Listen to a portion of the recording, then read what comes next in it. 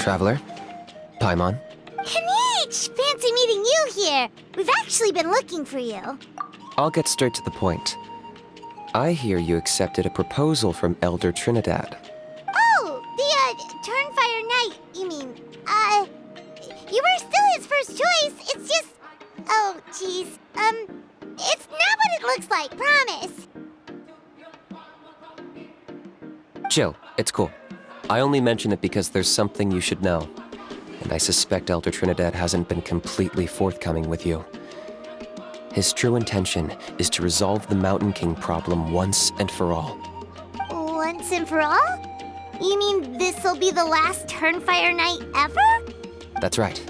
He wants to use you to send the Mountain King to the Night Kingdom. To the Night Kingdom? You mean... To his death. Whoa, are you serious right now? You shouldn't go blurting out accusations like that. It could get you in trouble. Too blunt? Okay.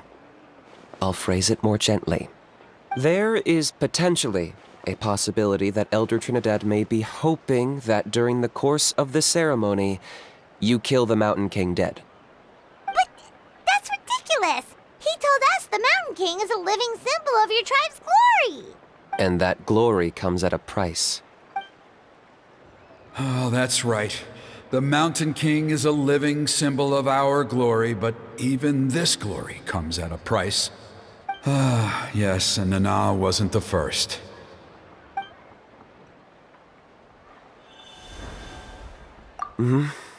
She likely won't be the last to lose her life either. Still, is killing the Mountain King really the only way? It seems so extreme. The Mountain King is a unique case when it comes to abyssal contamination. It's eaten away at him for so long that it has consumed him entirely, and the damage is irreversible. That evil power has both driven him insane and kept him alive over the centuries.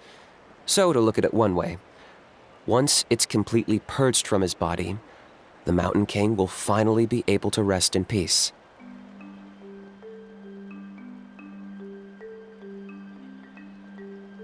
In past ceremonies, we've only purged around half of the abyssal power.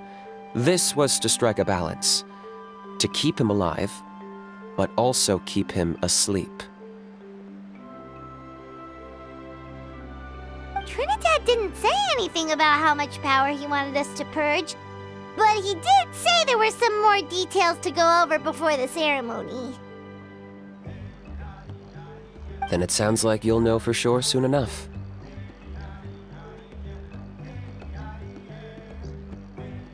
If he really asks us to kill the Mountain King, what should we do?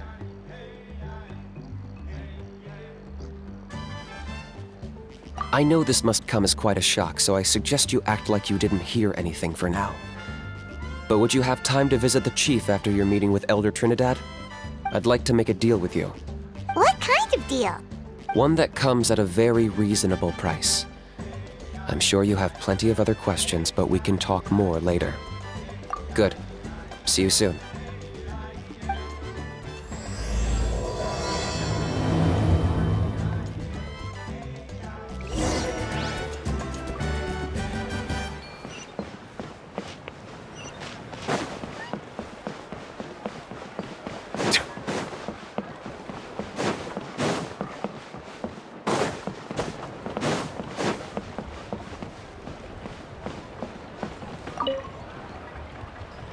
Ah, mighty Outlanders, you have returned.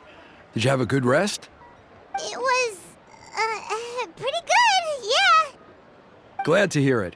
Things are progressing very smoothly on my end. Many of the elders have heard of your heroic deeds, including the chief. They all speak very favorably of you. There are still those who insist that the ceremony should be performed by the bearer of the Malipo name. But they're just stuck in the past. We need to move with the times. Plus, Kinich doesn't want to do it anyway. Exactly. So, now, it's time for us to discuss the finer details of the ceremony. We covered the fire lighting part of the proceedings yesterday. The next part is the purification of the Mountain King. It's quite simple. You just need to use the sacred flame. We've done it plenty of times before, and it's always very routine. I'm sure you won't have any problems.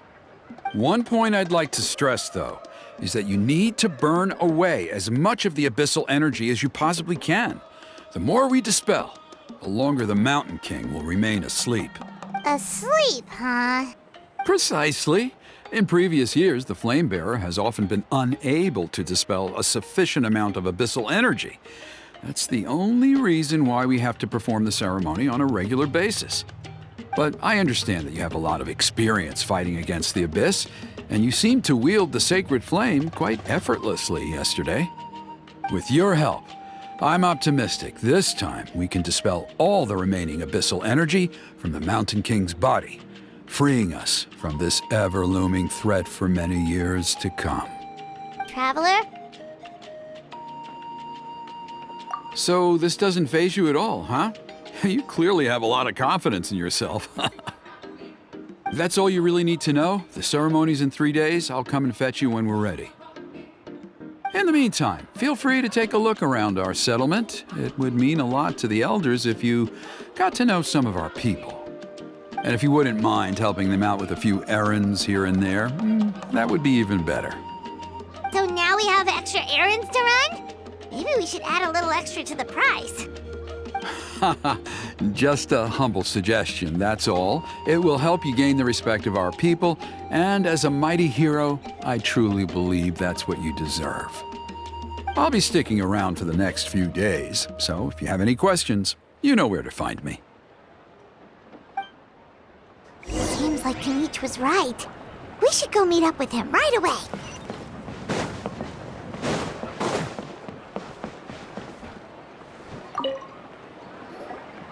Huh, you're here. Kinich! Elder Trinidad said that... I can tell. It's written on your faces. Is that the Traveler in Paimon? Forgive me for not being there to welcome you on your arrival. That should have been my duty as chief. Hello, Chief Waina. I only heard the news from Trinidad yesterday, so I asked Kinich to invite you over for a quick chat. I believe Kinich has already filled you in, so I'll get straight to the point. Firstly, I fully endorse your appointment as flame bearers for the upcoming Turnfire Night. However, I would like to request that you take steps to ensure the Mountain King's safety. Every child of our tribe grows up hearing the tales of our heroes, from Yupanqui the Firebringer to Burkina and the Mountain King who fought against the Abyss. This is our history and our heritage, the source of our pride and the center of our faith. To kill the Mountain King would be to destroy our spirit. I would never be able to face our ancestors in the Night Kingdom. Nana's death was a great tragedy, and I do not blame Trinidad for the actions he has taken. Nevertheless, I cannot allow any harm to come to the Mountain King. The very roots of our identity are at stake. My honored guests, please give this matter your serious consideration. Perhaps there is, but despite all our attempts to contain the situation over the years, we've not found it. Right now, I should like to hear where you stand on this matter.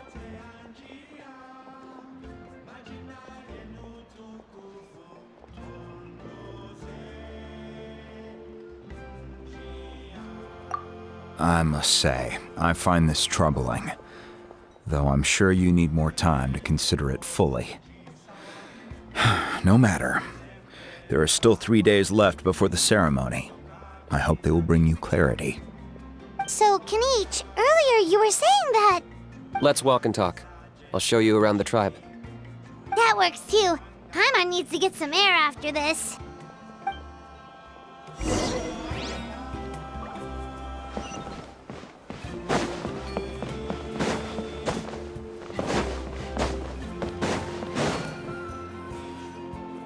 Kinich, Paimon finally understands why you turned Trinidad down. You knew what he was planning, didn't you? That's why you didn't want to be the flame bearer this time, because it's a double-edged sword. The whole Mora thing was just a sneaky excuse. Double-edged sword is right. But my response wasn't merely an excuse. To solve this exceptional problem, an exceptional price must be paid. I'm working on it. Really? Well, come on then, let's hear it. In a moment. Didn't you have a question you were about to ask me? Oh yeah. What was it again?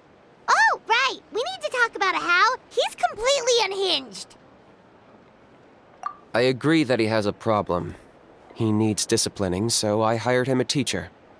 You got him a teacher? Oh, Paimon would love to see him get scolded for bad behavior. Anyway, moving on. When we ran into a house, he said you two were investigating some abyss thing together. Is that related to the whole Mountain King situation? Yes, that's the angle I've been working on. I'm a Saurian hunter, but I occasionally hunt the abyss too. One time I was pursuing some purple demonic dogs when I accidentally entered a hidden space. I did some research after the fact. Apparently they're known as beastly rifts, and there are many of them of all different sizes. That's where those purple dogs were coming from. So, if we can locate one of these beastly rifts, clear the monsters out, and move the Mountain King inside, he'd be able to continue living, but without posing a threat to the tribe. whoa, that sounds kinda crazy. Would it really work? It's not without its risks, of course.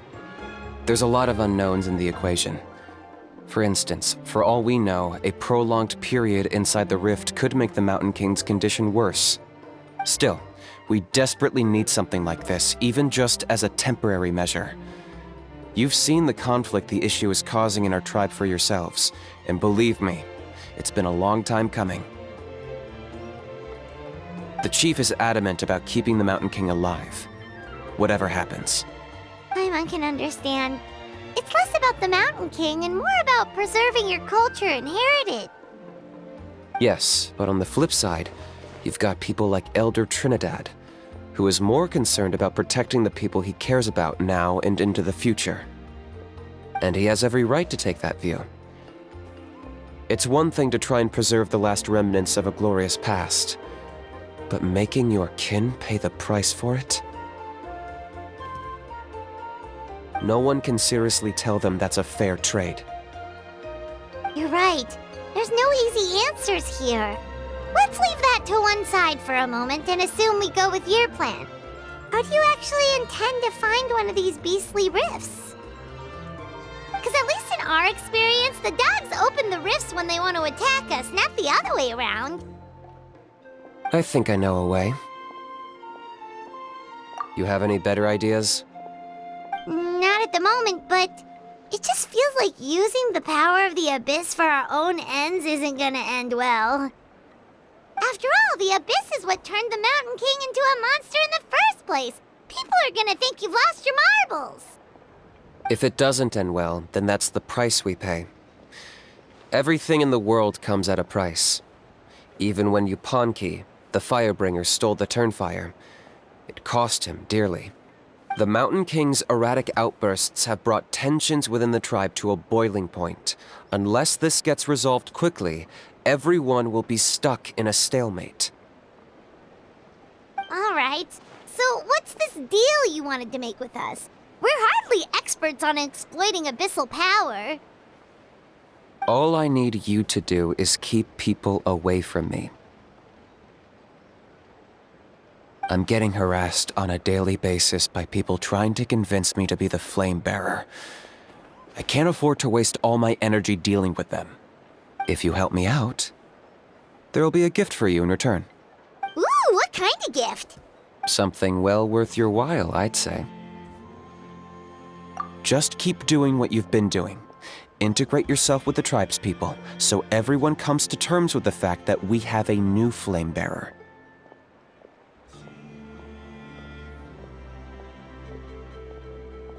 That way, I won't have an endless stream of people coming to beg me to join the ceremony, and I can focus on finding a way to summon the beastly rift. Then, when the day of the ceremony comes, we'll move the Mountain King into his new home. Still sounds pretty crazy. Even for a daredevil like you, that's dangerous. And even if it works, what if neither Chief Wyna nor Elder Trinidad are happy with it? Have you thought about what you'd do then? At least the two of them would finally be on the same side of the issue, leaving only me on the opposing side. The tribe needs leaders like them far more than a Saurian hunter for hire like me. Can I take that to mean that we have a deal? For sure. And who knows, maybe we'll come up with an even better solution to all of this in the next couple of days. Great. Well, for the next couple of days, please spend some time among the tribe and lend a hand wherever you can. I'm sure everyone will be swept off their feet when they meet our new flame bearer. Good luck to us both.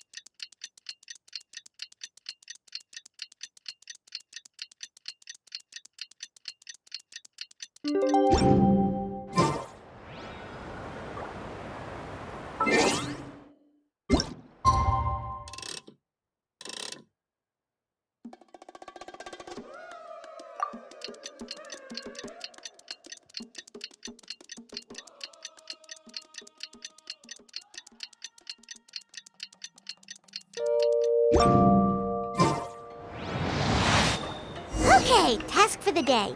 Meet the tribe's people and take some heat off of Kinich's back.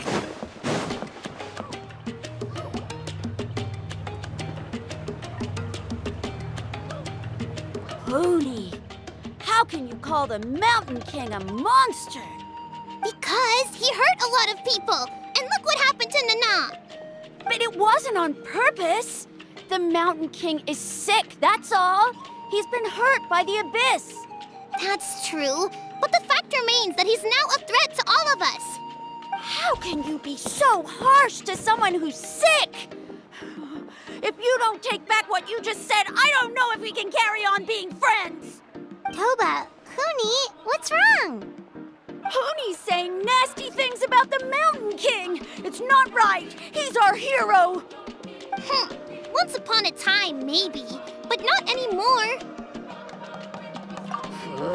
Yesterday, maybe, but not anymore. Toba? Fine. I guess my dad is right. Things change, and you just have to accept it and move forward. As of today, our friendship is over. There's no going back. Oh, come on, cut it out, you two. We have some great news to tell you. The Traveler is gonna be the flame bearer for the next Turnfire night. He's gonna do a beautiful ceremony and cure the Mountain King's illness for good. What? Really? So that's what my dad wanted to talk to you about? To be fair, from what we saw the other day, you are pretty good at climbing cliffs. Probably just as good as Kinich. Wait, speaking of Kinich, where even is that guy? Oh yeah, good question. Is he not coming to the ceremony anymore? We can get him to come, but if he catches you two fighting again, he won't be happy. He'll be sure to give you both a piece of his mind. No, we can't let that happen. I've never even spoken to him before. I can't afford to make such a bad first impression. I didn't mean to argue with Toba. All I said was that the Mountain King has done some pretty bad things. He was the one who turned it into a fight. Yeah, if you weren't friends, there's no way Toba would have come to look for the baby Saurians with you. All right. Well, because it's the Traveler and Paimon and Kinich, I'm sorry, Toba. I'm sorry for all the mean things I said about the Mountain King. Dad just really misses Nana, and I was really upset that she's gone, too. Huh? Oh. I shouldn't have spoken to you the way I did either. It wasn't very nice of me. For the Traveler and Paimon, Kinich, and for Nana. I'm sorry too, Huni. That's more like it. Now you're best friends again. Guess so. Toba, if I ever say something mean about the Mountain King in the future, I'll make sure I say it to someone else, and not you. I'd better go buy some colored cloth for my dad now. He needs it for Turnfire Night. Let's play again some other time. See you, Toba. See you, Traveler and Paimon. Okay. I'll head home as well then. See you next time.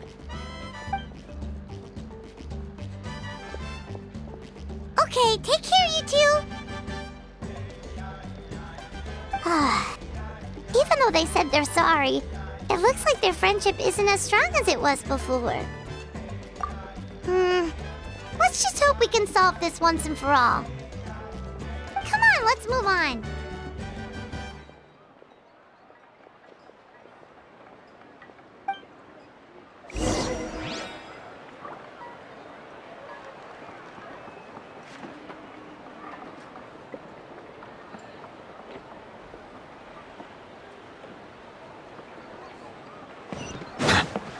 Huh?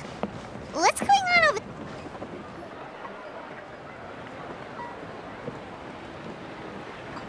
Hey there! What's happening here? A rehearsal for the Turnfire Night dance. Ooh, there's a dance involved? Paimon wants to learn too! You don't know it? Ah, I guess you're not from these parts, huh? It's rare to see a new face around the tribe these days. I thought everyone would be keeping away. Why do you say that? Because of the Turnfire Night, of course. The Mountain King could wake up at any time. That's why we're holding an emergency ceremony. This isn't one of those fun and games festivals. For outsiders, it might even be a little dangerous. Well, did you know that the Flame Bearer this time is actually gonna be an outsider?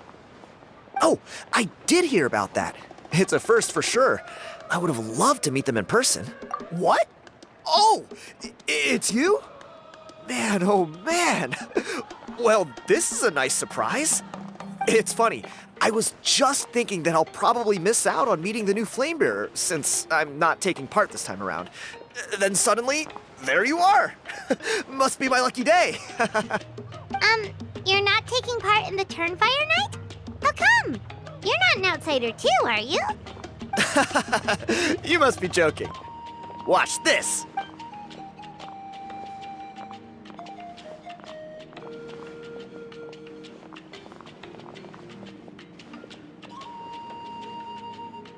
Not bad, right?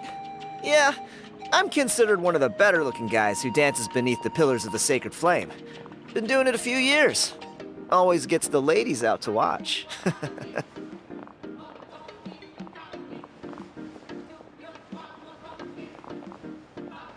Oh, very impressive.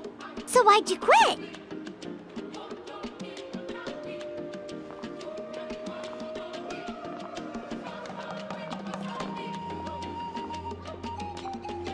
Well, I feel like the whole Mountain King situation is getting more and more precarious. It's just not safe here anymore. One of our elders' Saurian companions even lost her life not long ago.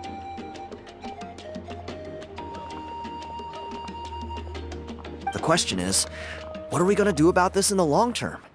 But our leaders don't have any answers for us. They're probably too busy fighting about it amongst themselves. The way things are going, it's only a matter of time before it gets violent. So I figured, you know what? Now's as good a time as any to get away for a little while. Go do some exploring.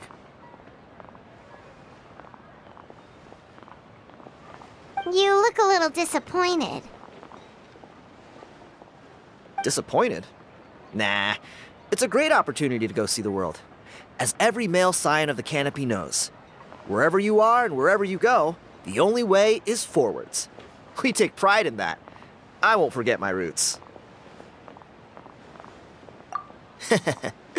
I managed to get in touch with the Saurian Relics Association. They gave me a simple test. Find a decent quality relic, and they'll make me a member. What's the Saurian Relics Association? You've never heard of it? It's a group of amateur history enthusiasts who do research on the ancient Saurian era. They're all about collecting relics and remnants from that age. Speaking of which, The guy who was Flamebearer before you. I've heard that his Saurian buddy comes from that time. A how? A how's a relic from an ancient Saurian civilization? Oh, yeah, him. So you know those two already, huh? Then, do you know how they met? It was deep inside some mysterious ruin, and they signed a contract there. The association folks say that the kind of contract usually comes with a huge hidden cost. Really? That sounds ominous. Who knows? But if it's true, Kinich can probably handle it. He knows what he's doing with weighing up contracts and costs and stuff. I doubt he'd make a contract that doesn't benefit him. Strangely enough, I actually happened upon a strange mural a while back, and it looked to me like it was depicting a Saurian and a human involved in some kind of Saurian-era contract ritual. Oh, does that count as a relic then? You bet it does. I was all ready to go take a picture of it and use that as my entry ticket to the association. But after all the abyssal activity recently, I heard that area's been overrun by monsters. The best laid plans, huh? I'll just have to wait and see if things improve. Or, you look like you know your way around a fight. I don't suppose there's any chance you'd be able to help? If all you need to get is a picture, that should be pretty achievable, right? The Traveler deals with monsters all the time. It's a piece of cake. Wait, you're seriously gonna help me out? Come on, it's no big deal. Compared to some of the things we've been roped into before, this is nothing. Pyro Archon above, you two have hearts of gold, you know that? You're the kind of people who could dive into the Turnfire deep in the bowels of the Night Kingdom, and it wouldn't burn a single hair off your head. Of course it is. All right, come with me. I'll show you the way.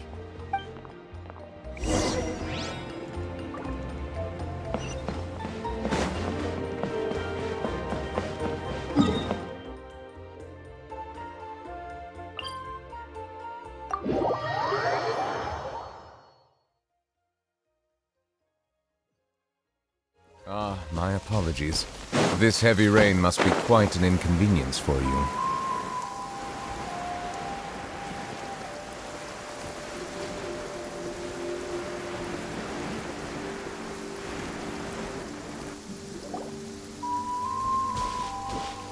There it is. It's inside these ruins. As you can see, the place is crawling with monsters. Alrighty then. Stay back and take cover, Tiago. This could get dangerous. We'll take care of him. Great minds think alike. I'm not about to cramp your style.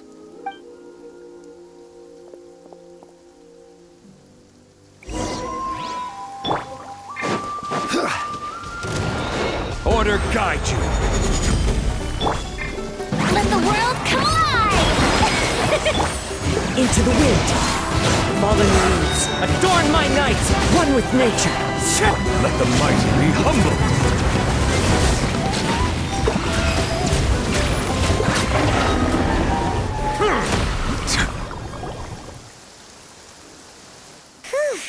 That should be the last of them.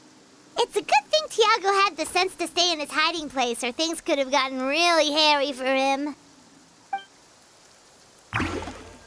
Hey, look! That's gotta be it, right? Definitely looks like a mural.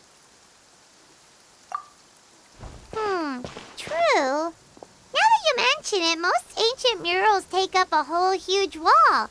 This looks more like someone with a paintbrush got bored and started doodling.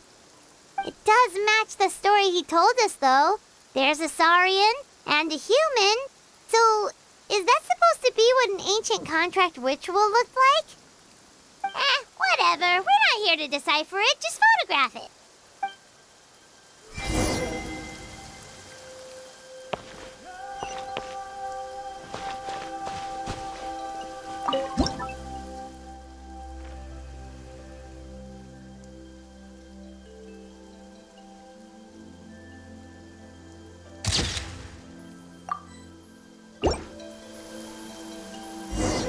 That's a wrap. Let's take it back to Tiago.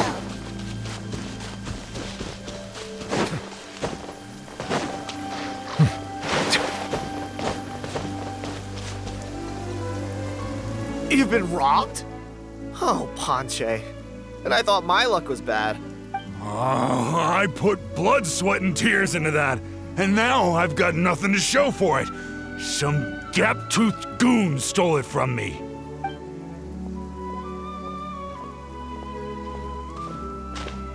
Tiago, is this the picture you were looking for? Let me take a look. Yep, that's the one. Pyro Archon above, you two are superhumans. Hey, Ponche, come and say hi to these guys. They're gonna be the new flame bearers, and they're tough as nails. Wait, are you the Traveler and Paimon? Huh? You already know each other? I don't think so. My nephew Toba's been telling everyone about you. He says you're crazy strong, super friendly, that you helped him out, and that you're gonna be our flame bearers this Turnfire night. Oh, so you're Toba's uncle. Great to meet you, sir. Sounds like we managed to make a bit of a name for ourselves. Toba's not wrong, my friend. These two are honestly some of the nicest, most genuine people I've ever met. Everyone speaks incredibly highly of them. Seriously, if you're comfortable telling them about what happened, I guarantee you they'll sort it out in no time. Really? All I want is to get the fruits of my labor back. Allow me to explain. Ponche is a well-known scholar within our tribe, author of the widely acclaimed book, Yupanqui's Turnfire. Unfortunately, the book was stolen by a treasure hoarder a few hours ago. I spent years of my life researching that book. I visited every last ruin, interviewed every descendant of every hero in our history. On the word Malipo alone, I covered at least 5 different interpretations of the meaning based on accounts from different villages. It was an unparalleled masterpiece. And now it's all gone. That little goon ambushed me during my morning walk. He snatched all of my belongings, including my entire manuscript. That book was everything to him. It's like they robbed him of his soul when they took it. Look at him. Lost and listless.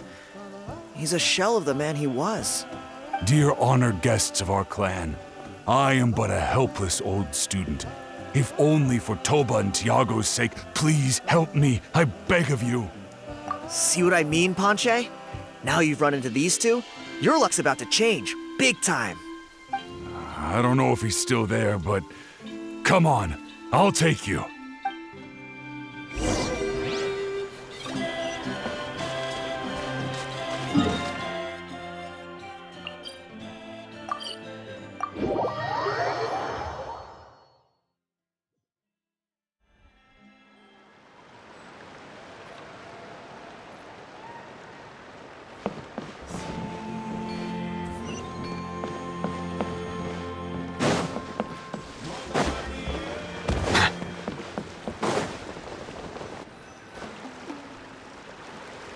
Hey! You thieving rat! Give me my things back! What do you want now, you old bum? God, you're a waste of space. Prepare to get shoved butt first into a tree hollow. Oh, what's this? Brought a little bodyguard with you, huh? All right, let's see what you've got. What's this? Eat dirt, suckers!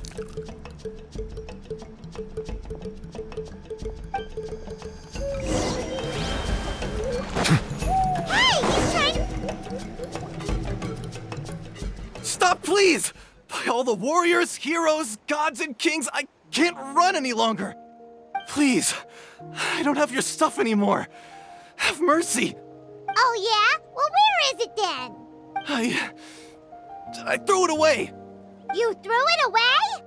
The old bum's bag didn't have a single mora in it. Just a tatty old book, worn out pens, and some old rags. All that time lying in wait was for nothing. I was so mad, I just threw all of it away. Is that really the truth?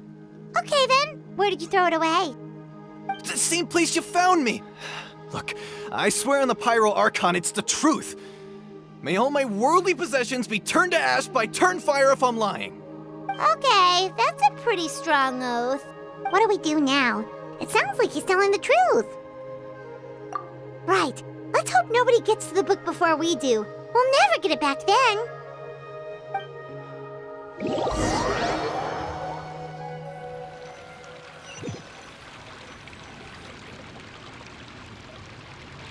Although the Turnfire is a heroic symbol in Hoytzatlan, it always comes with the more ominous implication of eventual tragedy. This holds true for all bearers of this ancient name in recorded history. Each one of them died of non-natural causes, as if the specter of the Turnfire was always lurking in the background. This appears to suggest the existence of some higher power that is always watching the name-bearer, examining their actions, and eventually demanding payment in return. None can escape this payment, unless, perhaps, they could honestly swear by Turnfire to never make a single mistake in their entire life.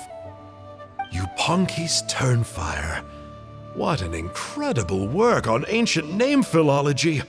I can't believe it was just lying there for me to take. Let me see, the author is Ponche. Nice. A gentleman and a scholar. Silence, book muncher. The great Kahulahow will suffer your droning voice no longer. Do you truly find no joy at all in perusing such rich historical records? Joy? What joy is there in this pointless drivel? Well, it makes a pretty shocking prediction. Every bearer of the ancient name Malipo eventually meets a grisly end. Maybe that's the price you pay for the name that means price? What? You're saying Kinich will die a violent death? So I'll finally get to take over his body?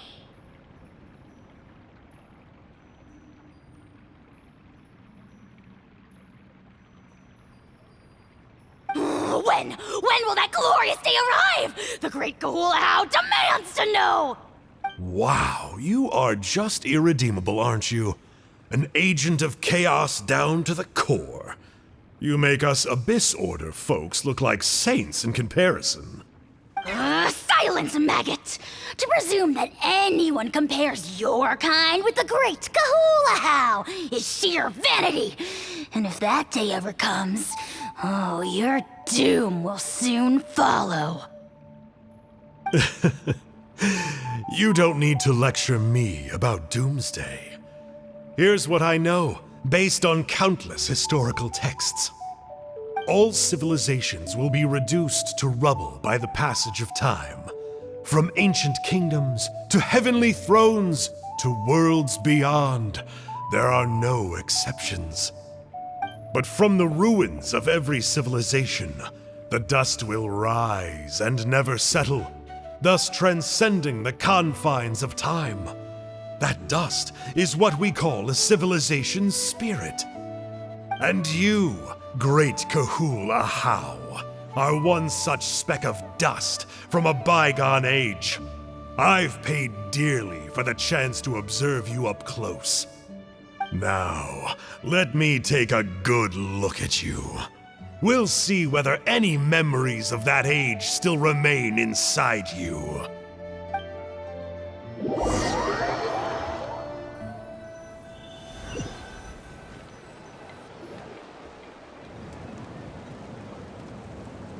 We're so sorry, Mr. Ponche, but we couldn't find your manuscript anywhere. Does that mean all of my hard work was for nothing? You gotta stay positive, Ponche. You might have lost the book, but the brains behind it are still intact. Surely you remember the main points at least? The whole reason I worked so hard to get it finished before the Turnfire night is because I hoped that maybe it might help us find a way through these trying times. But now... well, not exactly. But I thought my research might at least be a starting point. Oh, really? So what did you find out in your research? I think the key to all of this lies in the power of Malipo. Ponche, you know as well as anyone that ancient names don't hold any real power. Symbolic power doesn't count. You're right. But Malipo may be a special case. Given that it first arose in the era of the first Pyro Archon, it might contain remnants of Xbalanque's power.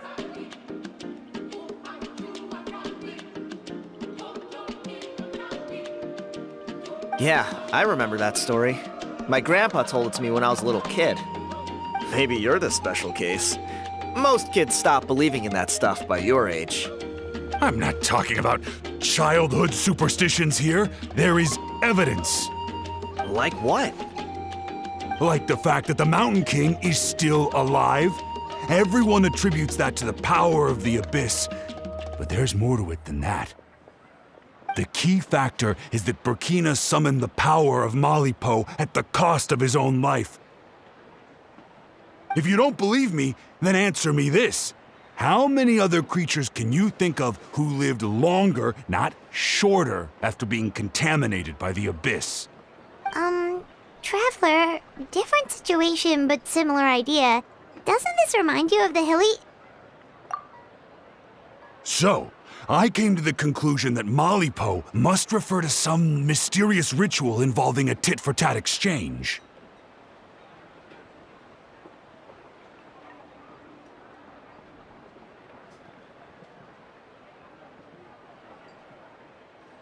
It began with the first Pyro Archon, fell with the Grand Alliance, then was buried in the Night Kingdom.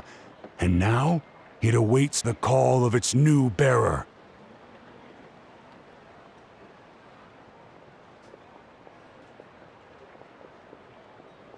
Hey.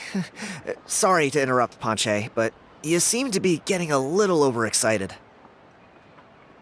I'm sorry. I was originally planning on presenting my findings to Kinich. I'd hoped he would be attending the upcoming ceremony.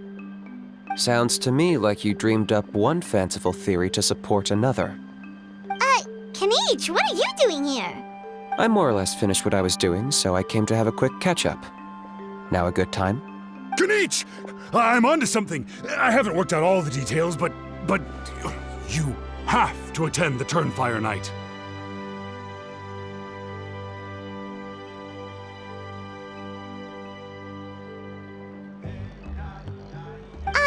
So Mr. Ponche here has done a lot of research on the history of the Turnfire, and thinks he might have found a way for you to solve the problem.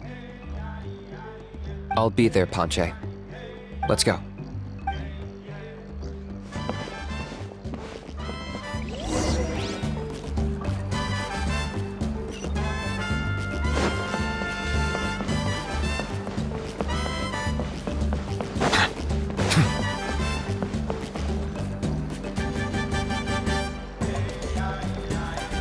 Here will do.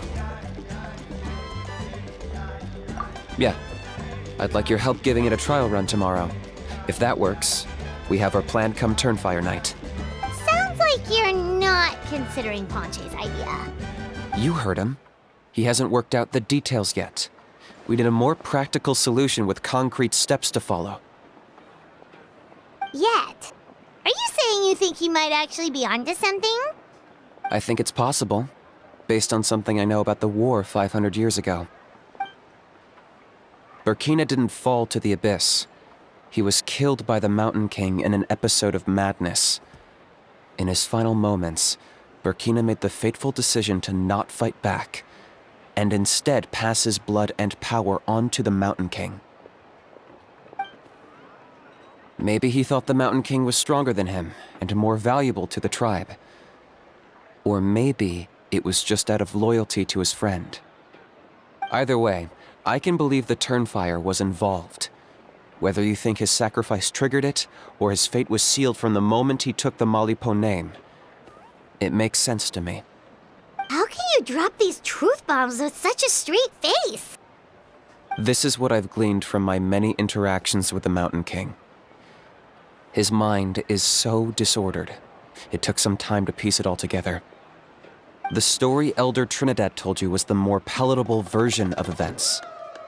The truth is even darker. The Mountain King's mind isn't just disordered. He is suffering and feels great shame. I believe he wants to be put out of his misery. What? Should we grant him his wish? Of course not. We should help him move to a new home. It's the only practical solution. The Mountain King is a hero to my tribe. An object of worship, even. Ending his life would be like desecrating a statue.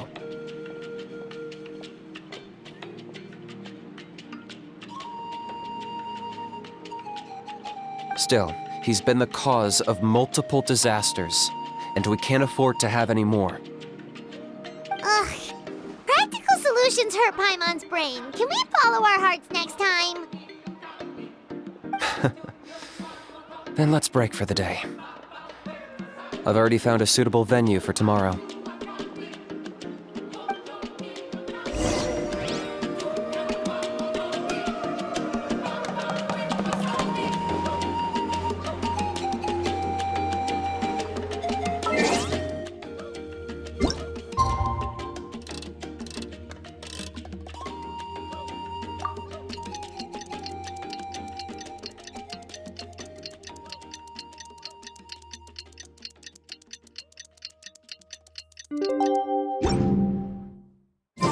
Melusines are beautiful creatures.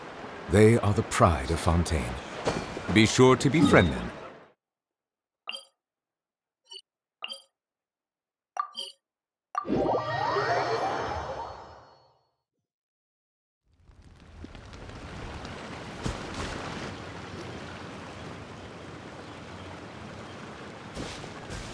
You're here. Very punctual.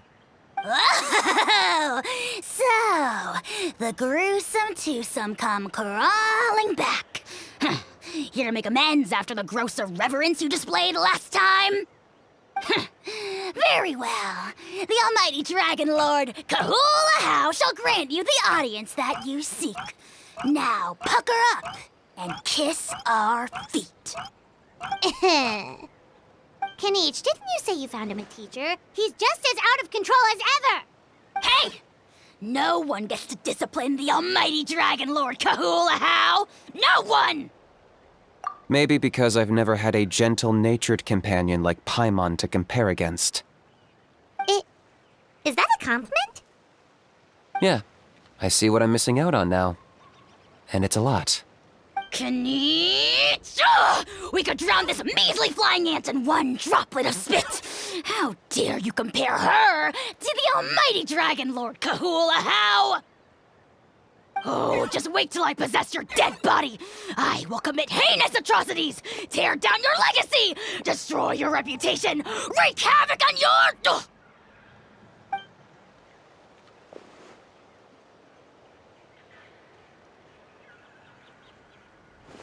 Traveler, Paimon, let's get down to business. Once we've opened the beastly rift, you're welcome to toss a how in there for a couple of days. With pleasure. You don't need to ask twice. I got my hands on this device in a trade. It's meant as bait, but it'll also stabilize the abyssal energy. The rift hounds will tear through space to get to this. Once they're here, we take them out and claim the rift for ourselves. You'll find out soon enough. First, let's try this out.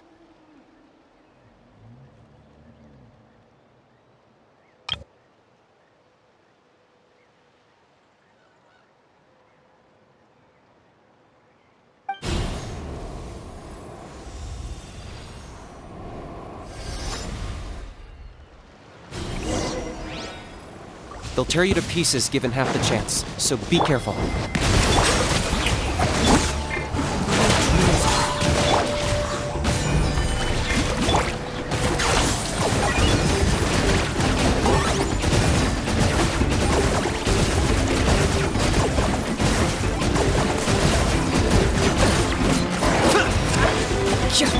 Settle down! Uh-oh. Are there even bigger ones on the way?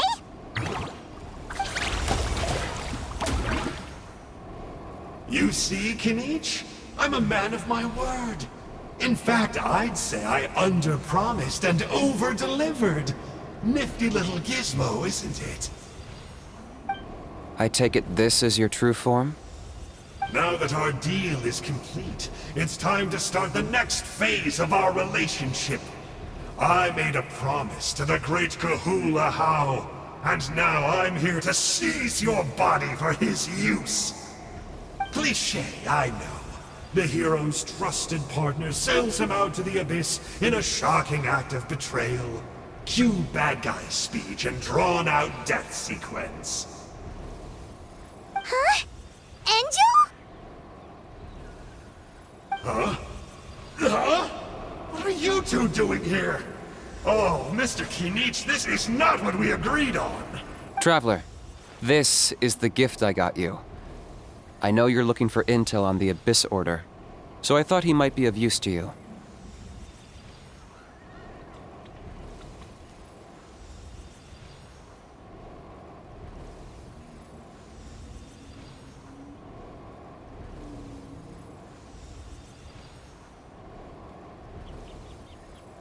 But it looks like you've already met. Yikes. Frosty reception. Gotta say, I kinda pictured this moment going a little differently. Tears of joy welling up in your eyes as you say the words, "It's good to see you again, old friend." Don't be ridiculous. Sounds like you've been reading too many romance novels. There we have it. Change is inevitable and nothing lasts forever. What a pity. Well then, time for you to meet the new me. This time, please call me Sanka. Sanka! Aha! So you're Glasses Guy! You tricked Huni and Toba into telling you a bunch of stories! What does it matter? A name is a superficial label. It's what's deep down inside that counts. And I've shown you the deepest parts of me. That would explain a lot. Why else would you show up here and start acting like a wise guy? You looking for a fight? I'll pass. I do rather like you, as I've said before, but my one quibble is that you really don't know your own strength. Wait, of course! You're the one behind all the recent Abyss activity! Let Paimon guess, you've been provoking the Mountain King too! Haven't I told you before? I'm not part of the inner circle who do our Highness's bidding. My interests are far more low stakes.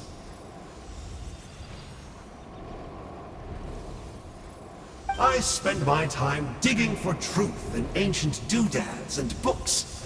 You really think a benchwarmer like me is capable of more than that? I investigated him. He's not connected to the recent events, just happens to be in the area. So I struck a deal with him.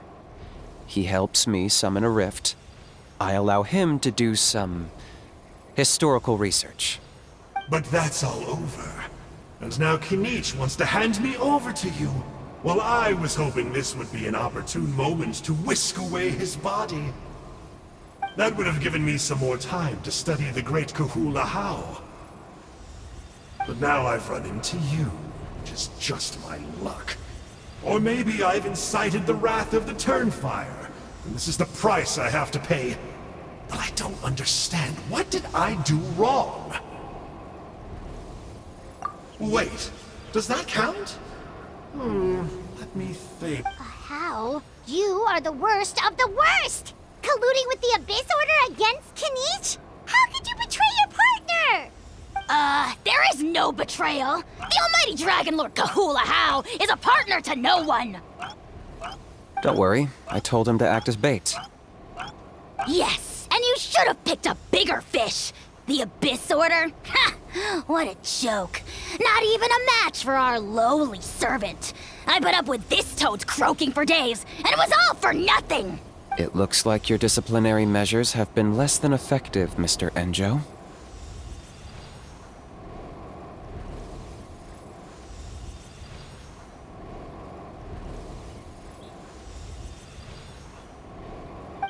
What did you expect? Behavioral rehab isn't really our thing. Otherwise, we might as well change our name from the Abyss Order to the Abyss Boarding School. The abysmal disorder would suit you better. Kinich! Dispose of him! He is of no further use to us! Traveler?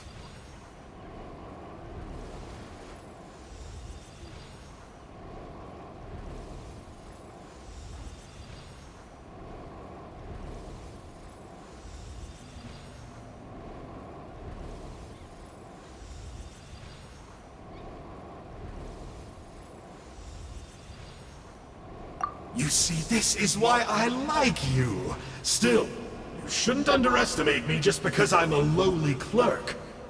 I could never beat you in a straight-up fight, but when it comes to running away, I won't lose to anyone. Do me a favor and remember how fast I disappear. Maybe then you'll show me a little respect next time. Darn! He got away again! Couldn't you have stopped him? It's alright. He's not worth our time and energy. Besides, it seems like he's in debt to a lot of people. I'm sure they'll keep him busy. If you say so. Still, Paimon's kinda surprised that you actually struck a deal with someone from the Abyss Order.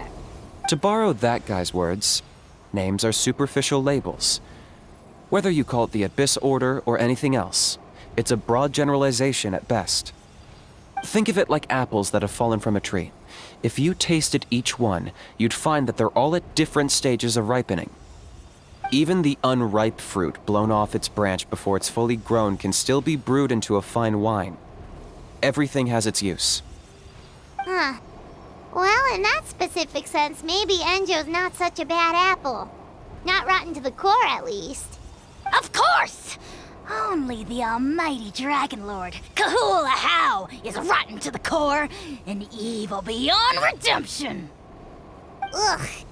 So what exactly are you anyway? You're definitely the evilest little thing Paimon's ever met. Don't worry, he can't hurt a fly. You could say that. Paimon heard that those kinds of contracts might come with a terrible cost attached. Is that true? Such as a How watching me like a ravenous vulture? Vulture? Vulture! We are the Dragon Supreme! Sovereign ruler of the Nation of Flame! Let's pick this up another time. It's getting kinda late. You should go back and get some rest. Big day ahead. Tomorrow's Turnfire Night. Time to light the sacred flame and burn away the filth for a legendary 500-year-old warrior. Oh yeah.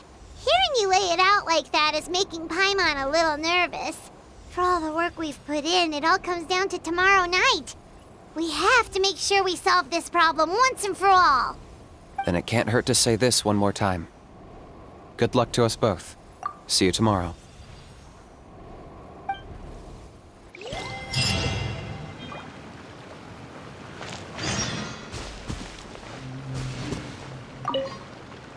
What happened to getting some rest?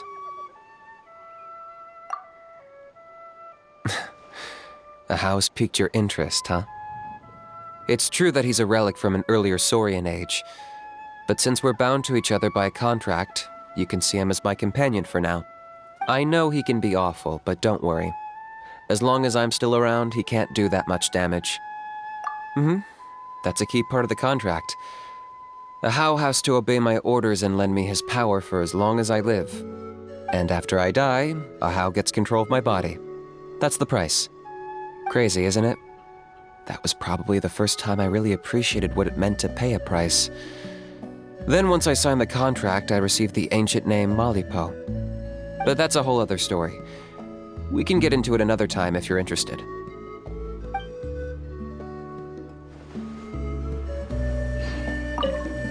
What happened to getting some rest?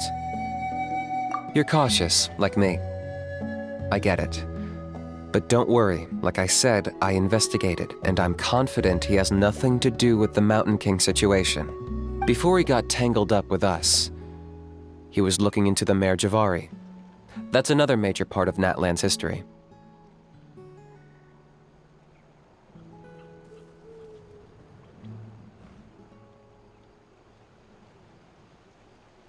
Our ancestor, Burkina, once fought a campaign there alongside the 5 other heroes. But it's not such an easy place to get to these days. That's about all I know, though. I have yet to take a job that involves the Mare Javari.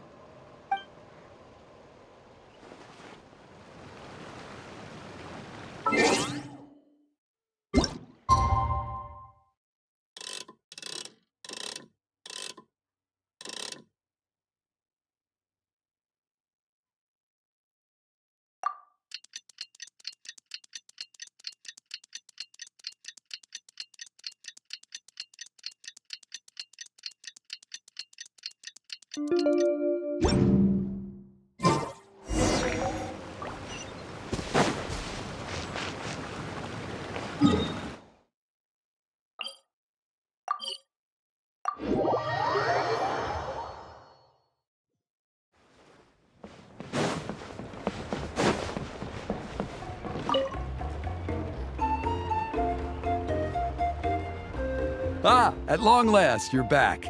I hear you've done much for our people these last few days. Everyone has nothing but praise for you. Many young people have heard the rumors too. They're all eager to meet our new flame bearer. Well, they won't have to wait for long. It's almost time for the ceremony. We really hope we can resolve the Mountain King situation quickly and smoothly. Seems like a lot of people have been worrying about it, huh? Well, it's nearly time. So, if you're ready, then follow me to the ceremony site.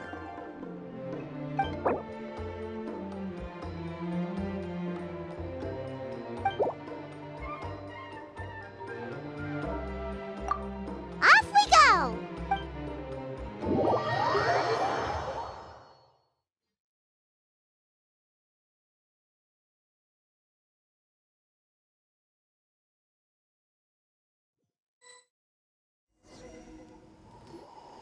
Here we are.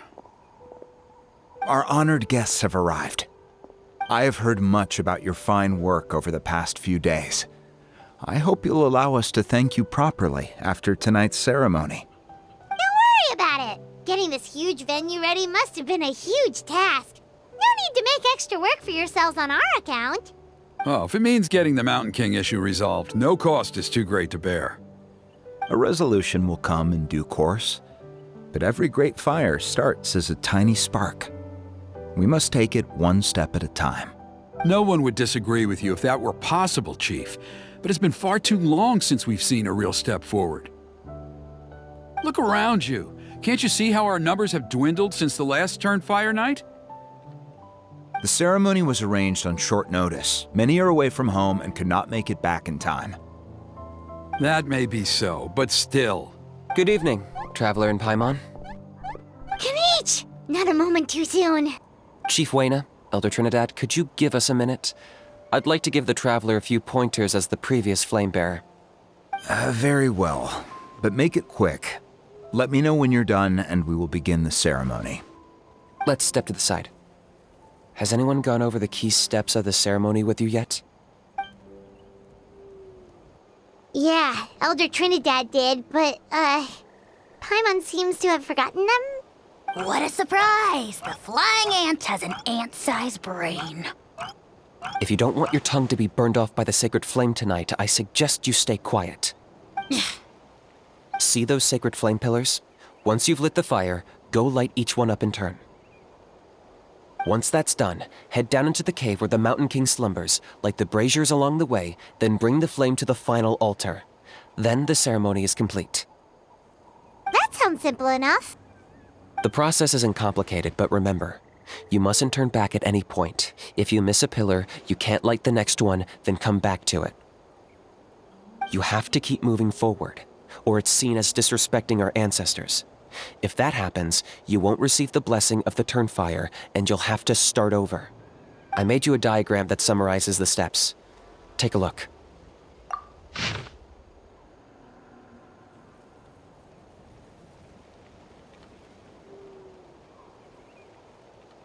So that's our part. What about you? I'll be with you the whole way, and once you've lit the altar, I'll start summoning the rift. You can leave that side of things to me. Just focus on your part. Okay. We'll try to remember all that and get it right the first time. Ready when you are. But I think I saw Huni and the others just now. Maybe you should say hi before you start. Might make you less nervous. Just tell the chief when you're ready.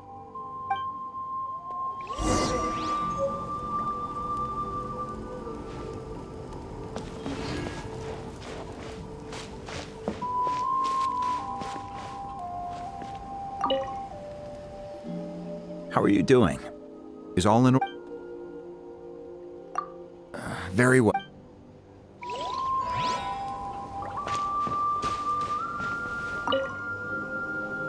Mr. Traveler, you look so cool today!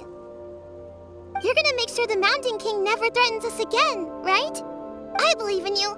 I'll be cheering you on the whole time.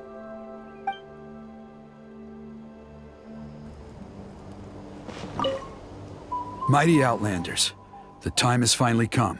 You know what must be done. Please remember, you must cleanse as much abyssal energy as you can. This is the only way to prolong the Mountain King's slumber. I am sure you have what it takes.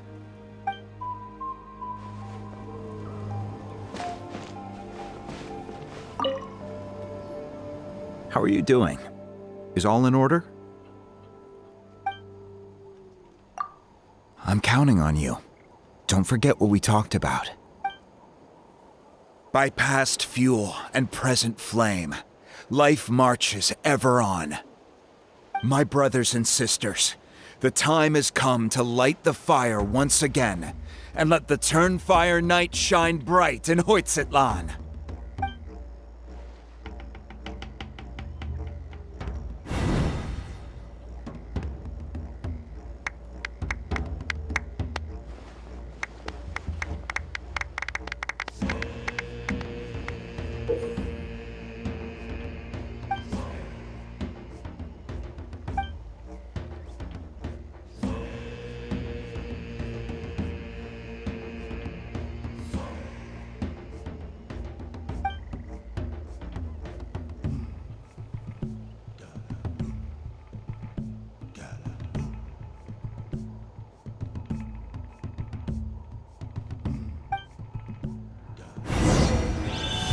Go get the sacred flame.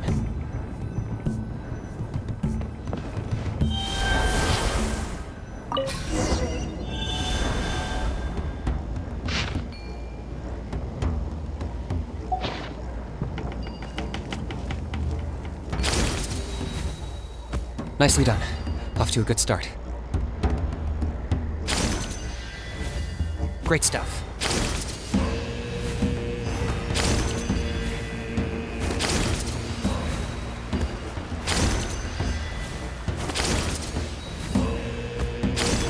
You're over halfway. Keep it up.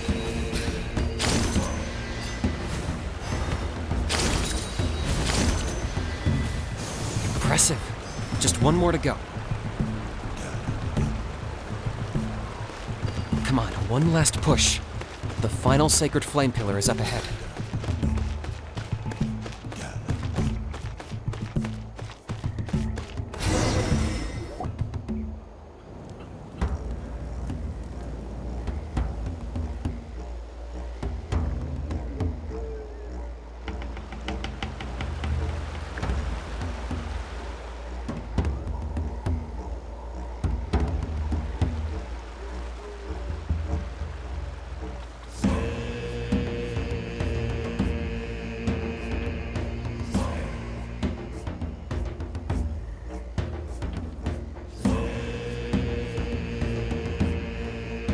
Great! All the pillars are alight. Next, it's down into the canyon and head for the Mountain King's cave.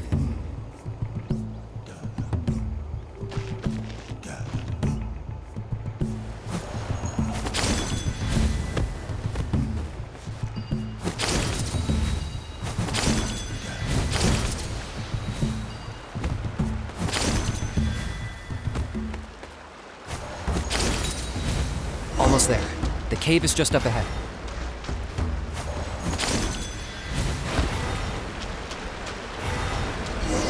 The Abyss presence is growing strong. We should deal with the contamination first.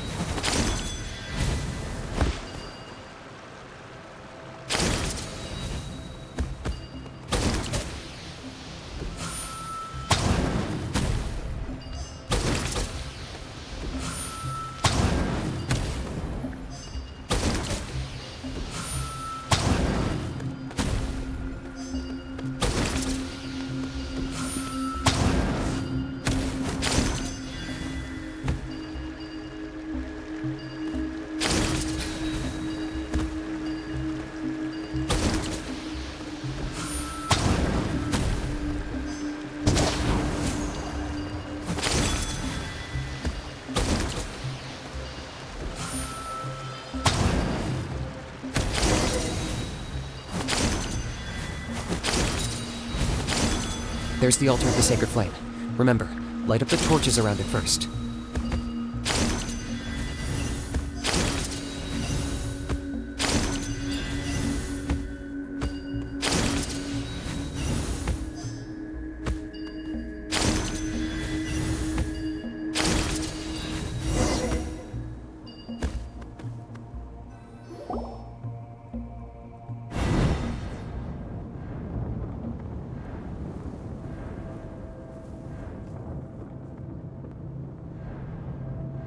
Woohoo! We've lit up the final altar!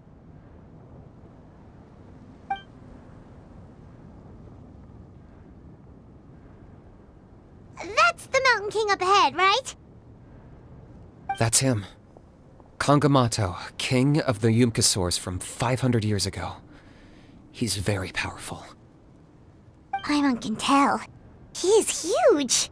Let's tread carefully. We don't want to wake him up. You've made it at last. You did even better than I expected. Traveler, now comes the final and most important step of the ceremony. Please use the power of the sacred flame to cleanse the Mountain King of abyssal filth. There's no need this time.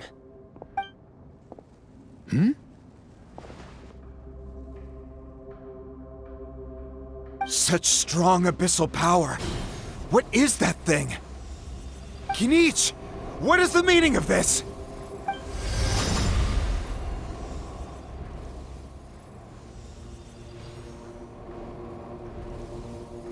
Is that a beastly rift? Chief Wyna, Elder Trinidad, this is about to get a little dangerous. You should step back. What do you think you're doing? Solving the Mountain King issue. You mean by having him torn to pieces by rift hounds? No, stop! We can't let that happen! Foolish Locust! Ugh, can't you see? We're trying to shove your Locust King into the beastly rift! But... I'm sorry, Chief Wyna and Elder Trinidad. This is the only way. Can you promise me that no harm will come to the Mountain King? I can't guarantee it, but I'm fairly confident. Traveler, this is not what we agreed on. You must cleanse the Mountain King of every last trace of abyssal contamination.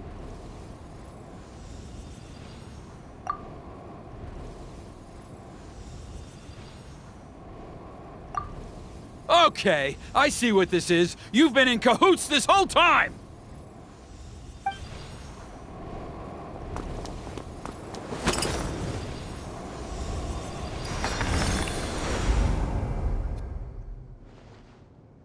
Ugh, you imbecile! What have you done? Oh no! The device is destroyed! You forced my hand. I had no choice. Elder Trinidad! What are you doing?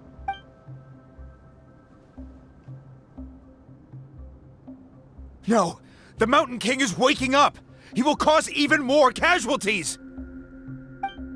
Everyone, out! Now!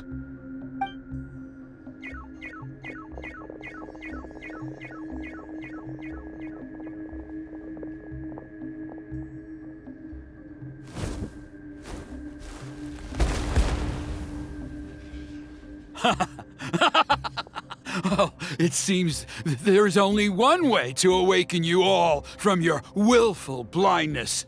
More sacrifices must be made.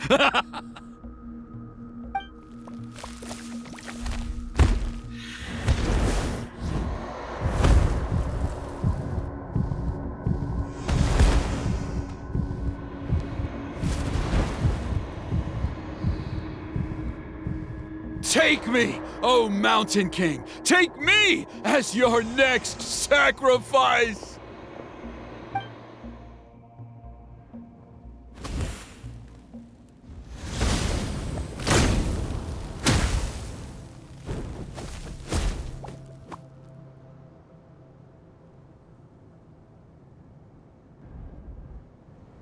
Everyone's still outside. We have to keep the Mountain King here. Give me a hand.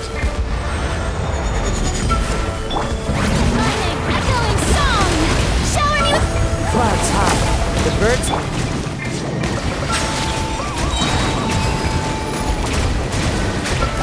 The tide's thick.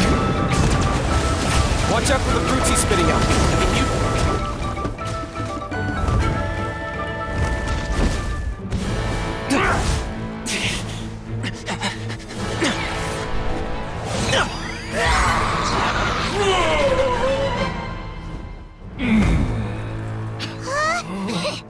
What do we do? We can't open the rift!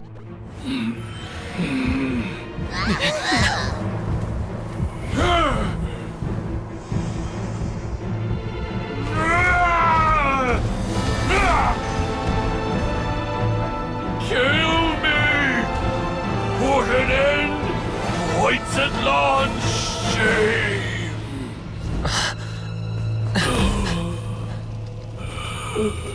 By past fuel and present flame, life marches ever on.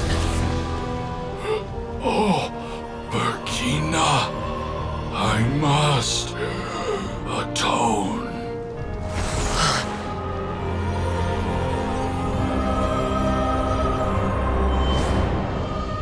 Patience. We will answer to the fire for all our deeds. Even if one day I fall behind, never look back. Keep moving forward, as we are now.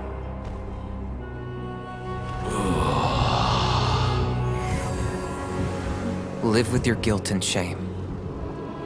This is the price to pay.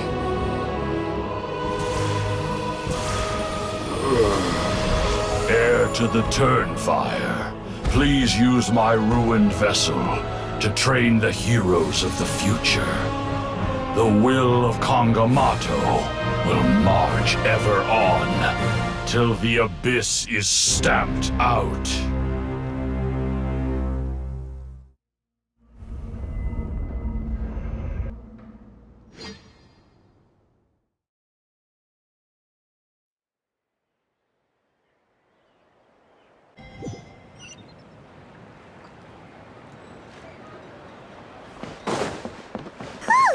Pretty eventful day yesterday, huh? Paimon wonders how things are doing now. Let's go ask the chief! Traveler, you've come at just the right time. I have some good news for you. Trinidad's condition is stabilized. He suffered burns on much of his body, but we believe he'll survive. Guess that's the best news we could hope for. Paimon has to ask, is everyone in your tribe such a risk-taker? First Kinich, then Elder Trinidad? Is this the Scions of the Canopy's adventurous spirit in action? We're simply not afraid to charge ahead into the unknown. He's fine. Don't worry. He's gone to check on the Mountain King. Something most mysterious has happened.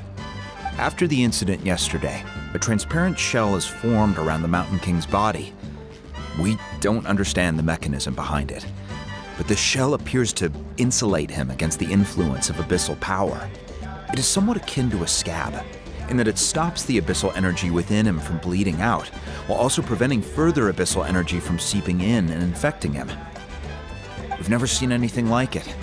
The tribe's most senior elders believe it was caused when he was burned by the sacred flame, similar to the way burned wood becomes charcoal. I think their theory makes sense. After all, we've never thrown the Mountain King directly into the sacred flame before.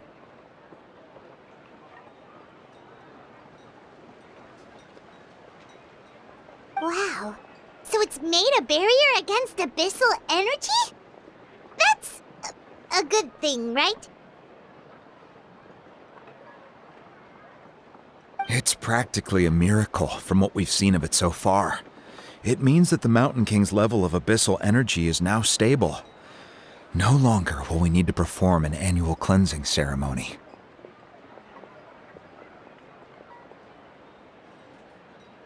Wow, that's amazing! I know what you're thinking. The young people in the tribe are already speculating that yesterday's ceremony was a Turnfire night like none other in our history. Because you and Kinich, you summoned the very flame that appears in our ancient legends. A great transparent ball of fire. and that fire is what saved the Mountain King.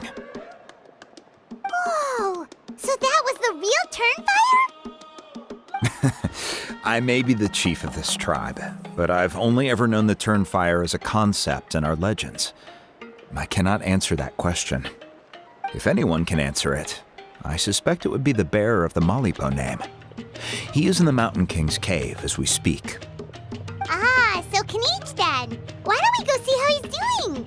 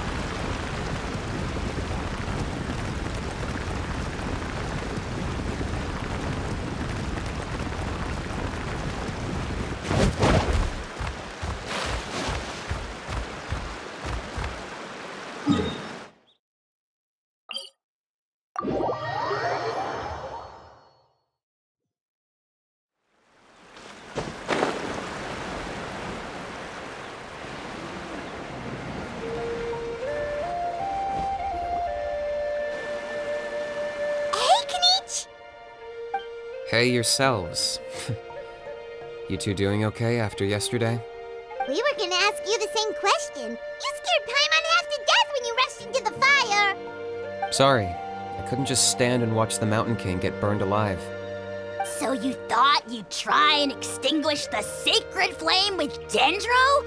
Or is that an attempt to make the almighty Dragon Lord Kahulahau die of laughter? The sacred flame only possesses a fraction of the Pyro Archon's power. It's not as if I was fighting the Pyro Archon herself. Kinich, when you went into the flames, were you intending to, Intending to what? to, do the same thing as Burkina? Sacrifice myself? Of course not. My focus was on keeping the Mountain King alive, not on what it would cost. But now I'm curious. What made you think I was going to sacrifice myself? Well, because everyone's saying the Turnfire is what saved the king last night. And Ponche's theory was that summoning the Turnfire is a tit-for-tat exchange, right? So, Paimon thought you decided to pay for it with your life.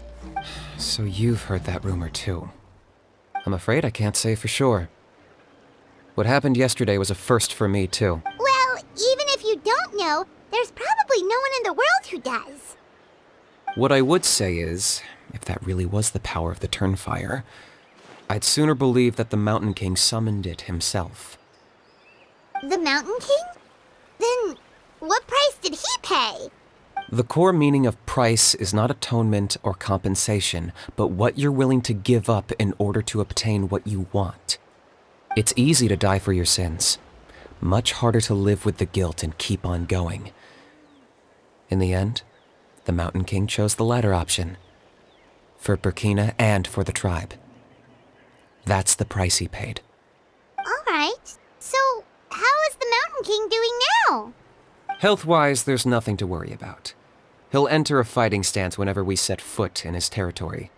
But his attacks are gentler now and not as crazed as before. Like he said yesterday, he just intends to be a sparring partner for people to practice with. Yeah, I tried communicating with him again, but he didn't respond. We dare say that Locust King has well and truly lost its mind. The lights are on, but nobody is home. Its body remains fighting fit thanks to the perverse power of the Abyss. But time has been less kind to its soul. It was ground to a pulp long ago. But we saw him come back to his senses yesterday. That was merely one last burst of brain activity before it croaked. As you humans would say, it went out with a bang. Oh, come on! Stop being such a doomer. Paimon bets the Mountain King has finally let go of the tragedies of the past now, and is focusing on moving forward. That's why he doesn't have time to chat with us. He's too busy thinking about the future. Well, at least it means my fellow tribespeople can move forward now, too. Thank you for your help, Traveler. I owe you one. Yeah, that's right. You caught Enjo for us, remember? But he ended up being completely useless. It's not a fair trade if you lost out. That's on him. It's not your fault he's useless. Besides, we're friends now. You don't owe us anything. Friends? But your friendship is an even more valuable gift. I can't in good conscience accept it for free. So promise me, if you need anything in the future, you'll come to me. For you, I'll do anything.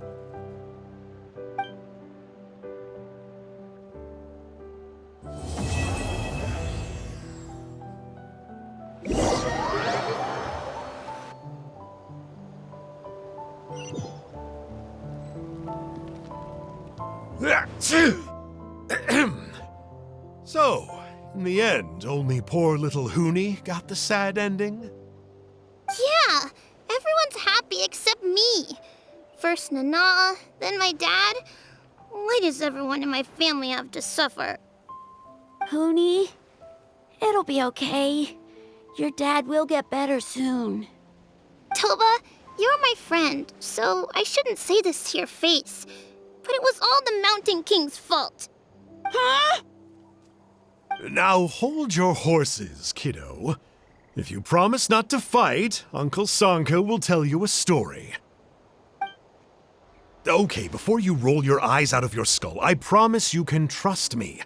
I almost got my eyebrows burned off by the turnfire after last time.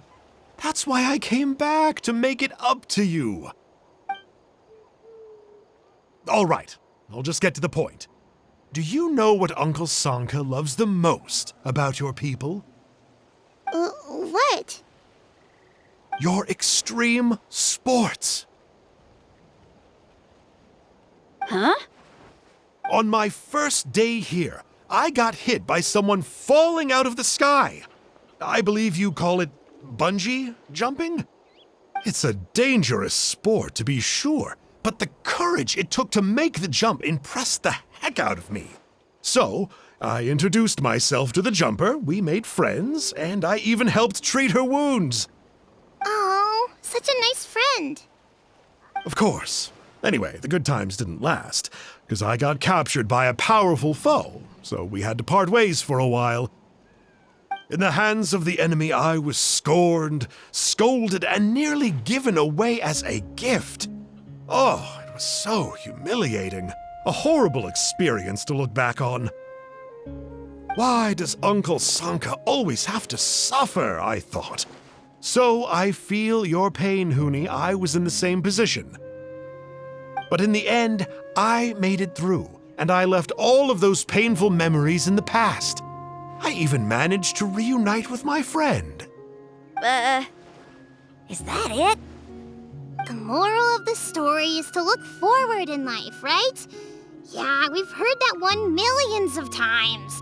Sorry, Uncle Sanka, but you're not cut out to be a teacher. Very smart, Huni, but not quite smart enough.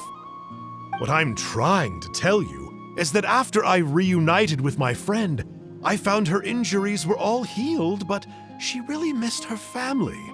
So, I thought you might like to see her too. She's right behind you. Turn around and see. Another trick about not turning back? I'm not falling for that one again. Huh?